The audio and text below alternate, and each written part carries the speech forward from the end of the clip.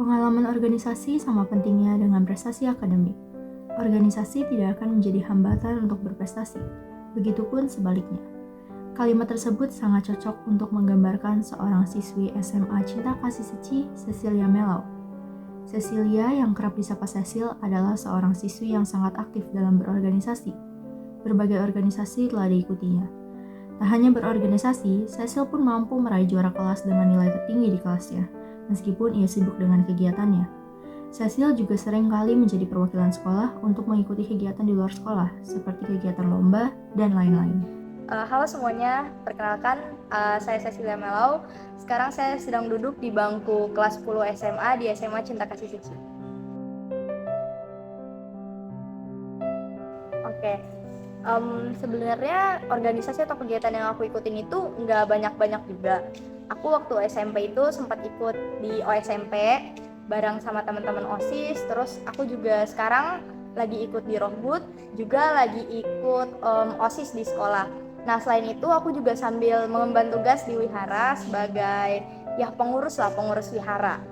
Nah kalau buat kegiatan sebenarnya nggak yang gimana-gimana banget, karena kemarin itu paling yang berkesan banget itu menurut aku adalah kegiatan pelajar pelopor. Mungkin buat teman-teman yang nggak tahu, pelajar pelopor itu adalah kegiatan kita perkumpulan pelajar SMA dari kelas 10 sampai kelas 12. Kita ngelakuin kegiatan gitu. Nah di sana tuh kita kayak dengerin materi selama 3 hari. Jadi aku dikasih dispen waktu itu mendengarin materi selama 3 hari, dan akhirnya itu nanti ada tes tulis, dan 10 besar akan presentasi tentang apa sih yang kita dapetin, terus kayak apa sih solusi kita buat lalu lintas di Jakarta. Nah kebetulan kemarin Omitohutnya juga aku dapet di juara ke-6, dan kemarin itu dapat apresiasinya itu sepeda. Paling itu sih. Selain itu paling aku cuma ikut kegiatan-kegiatan yang kayak di FOS DKI. Mungkin buat teman-teman yang belum tahu FOS DKI itu apa.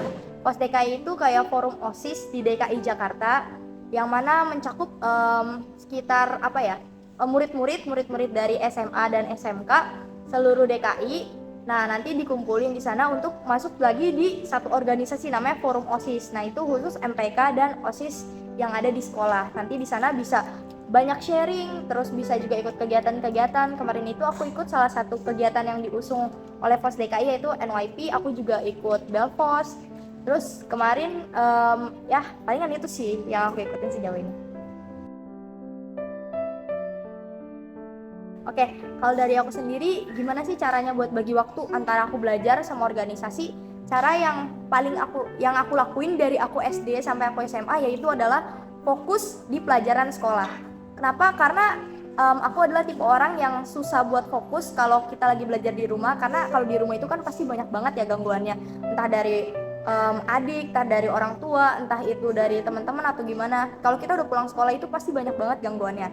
Nah jadi aku lebih banyak fokusin pelajaran-pelajaran itu di sekolah. Jadi ketika guru lagi jelasin, ya di situ poin aku buat ngedengerin, buat catet, buat tahu apa yang lagi dipelajarin. Nah nanti ketika sampai di rumah, jadi aku udah nggak harus ngurusin yang kayak gitu lagi. Jadi ketika di rumah paling cuma nge-review hal yang emang sebelumnya udah dipelajarin.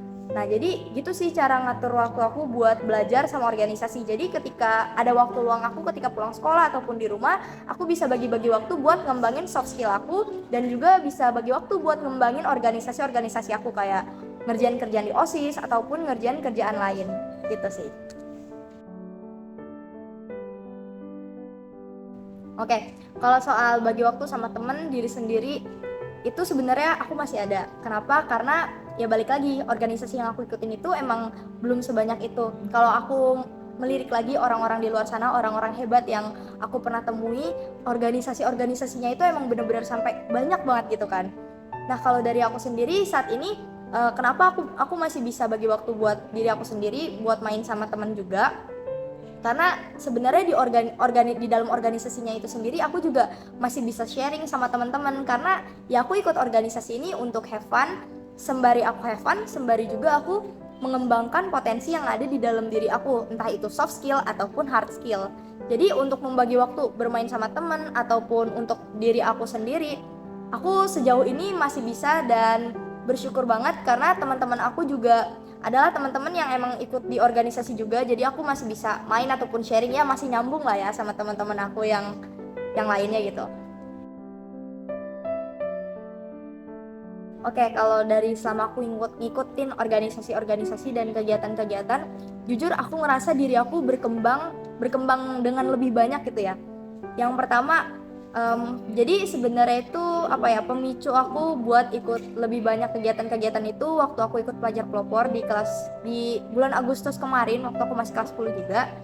Nah, dari situ aku kenal salah satu kenalan dari FOS DKI yang bikin aku tuh bisa punya relasi cukup banyak gitu, bisa ikut kegiatan ini, kegiatan itu, kegiatan ini, kegiatan itu.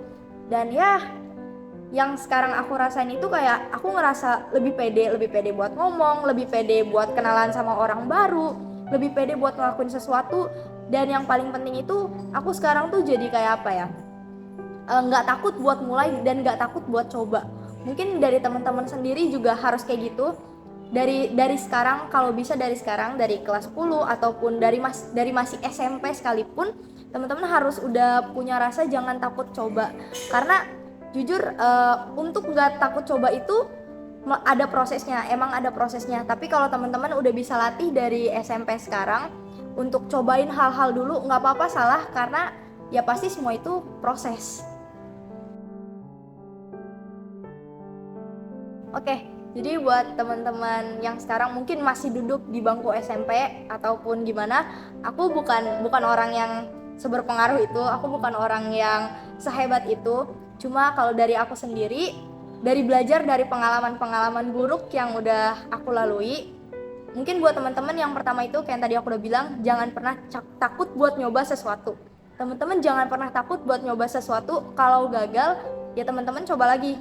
Nah, ini adalah salah satu evaluasi dari diri aku juga, karena dulu itu waktu masa pandemi aku tuh adalah salah satu orang yang agak takut buat nyoba sesuatu. Kalau teman-teman dikasih sesuatu, misal dikasih kepercayaan, kamu jadi ketua kelas ya, oh kamu ikut OSIS ya, teman-teman dikasih kepercayaan, teman-teman coba ambil dan teman-teman coba ngelakuin apa yang teman-teman bisa lakuin.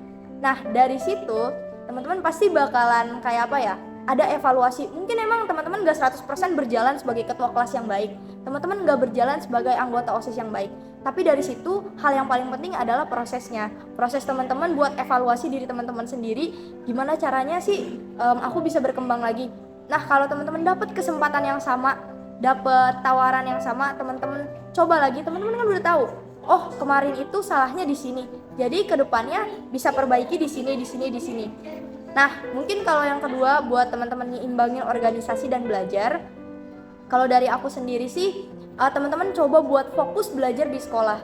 Karena dari pengalaman-pengalaman aku yang udah pernah aku lalui, ketika kita nggak fokus di sekolah, terus ketika kita fokus di sekolah dan ada suatu ulangan, ya mungkin emang teman-teman nggak bakal bisa jawab 100%, tapi pasti ada yang seenggaknya ngelewat gitu di kepala. Ya gitulah, sengaja ada aja yang lewat di kepala dan kita bisa langsung tulis di kertas. Ya gitu sih. Dan yang terakhir itu jangan lupa untuk ibadah teman-teman.